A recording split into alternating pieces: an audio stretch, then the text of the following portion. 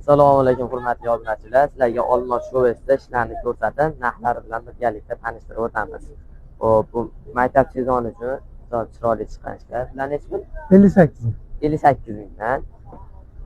Hop, krossovka padoj yoppasiga tosh 70 ming. 70 ming so'm. Past padoj Past 60 padoj ming. 60 ming.